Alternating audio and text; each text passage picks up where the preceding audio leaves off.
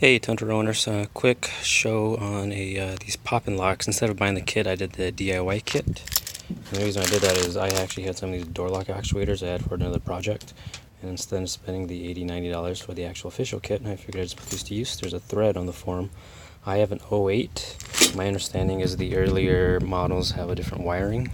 So I just want to show you that. So here is the pop-in lock, the actuator. I drilled and put a tapping screw into it, just a little bit. From the kit, you just need the actuator and this little mounting bracket, and then come with the screws to just attach it.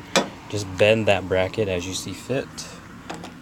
So there's mine bent right here, and then it's on to the bolt that holds the tailgate handle down. So it's just on here. There's a little bolt in the bottom corner. Just line that. And how you want to do this is you want to measure the rod for full open or full lock, and that's how you can kind of measure where you need to make your mounting. I cut off and put these quick detach crimps, ran the wires underneath through the tailgate. I do not have the backup camera, so I don't have the wiring, the little plastic harness there, so I just ran through there, follow the harness for the rest of your car.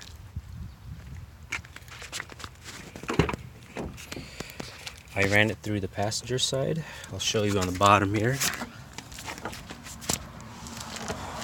So underneath the car, here's your muffler.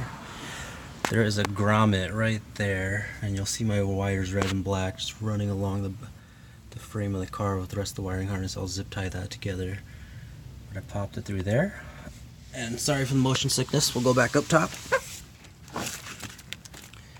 Just tuck in your wiring, I'll do that last. Bring it around. You want to take off this kick plate, open up this harness. And in here, the two wires you need is the thick blue and then the thick gray. So they're a little bit bigger than some of the other wires, they kind of stick out. But just tap them into them and then just test your lock and unlock.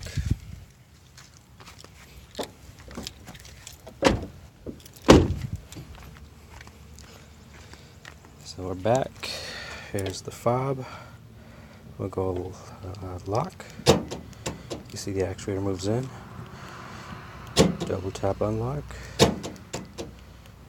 There you go.